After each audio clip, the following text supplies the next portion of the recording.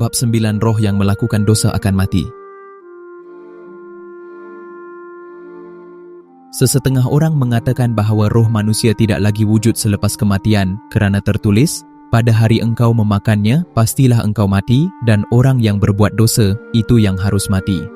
Sudah pasti, apabila seseorang yang berdosa mati, rohnya juga mati. Tetapi, kematian badan berbeza dengan kematian roh, kerana badan dibentuk dari debu tanah dan roh diberikan Tuhan. Kematian badan ialah kematian yang pertama, dan kematian roh ialah kematian yang kedua. Kematian yang pertama, yaitu kematian badan, adalah disebabkan oleh dosa badan yang diwarisi daripada Adam, nenek moyang semua manusia. Dan kematian yang kedua, yaitu kematian roh, adalah disebabkan oleh dosa yang dilakukan secara individu di dunia malaikat. Alkitab mengatakan bahawa setiap orang akan dihakimi berdasarkan perbuatannya. Perbuatan seseorang di dunia malaikat akan dilakukan sekali lagi di dunia ini. Kedua-dua badan dan roh dia akan dihakimi. Apa yang kita katakan tentang roh adalah berbeza dari teori roh manusia tidak akan mati yang diajar oleh Gereja Katolik dan Gereja Presbyterian. Tetapi ini ialah ajaran Alkitab yang mengajarkan bahawa roh yang berdosa dan juga malaikat-malaikat yang berdosa akan dihakimi serta dihukum mati. Rasul Paulus berkata, dan sama seperti manusia ditetapkan untuk mati hanya satu kali saja dan sesudah itu dihakimi. Semua roh manusia harus dihakimi menurut perbuatan mereka selepas kematian badan.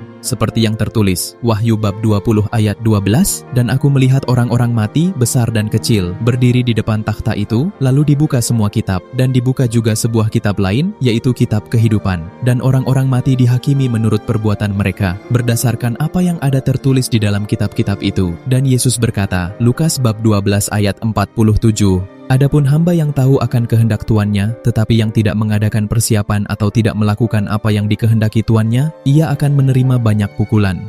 Tetapi barang siapa tidak tahu akan kehendak tuannya dan melakukan apa yang harus mendatangkan pukulan, ia akan menerima sedikit pukulan. Jadi tidak ada keraguan bahawa setiap orang akan dihakimi menurut dosa mereka sendiri. Ayat-ayat di atas menunjukkan sejelasnya bahawa pada hari penghakiman setiap orang akan dihukum menurut perbuatannya, menurut tahap dosanya, selama sejam atau sehari atau satu generasi. Selepas dihukum, roh itu akan lenyap buat selama-lamanya. Inilah kematian yang kedua. Tetapi iblis dan nabi-nabi palsu yang telah menipu semua bangsa akan diseksa siang dan malam buat selama-lamanya. Seperti yang tertulis, Wahyu bab 20 ayat 10, dan iblis yang menyesatkan mereka dilemparkan ke dalam lautan api dan belerang, yaitu tempat binatang dan nabi palsu itu, dan mereka disiksa siang malam sampai selama-lamanya.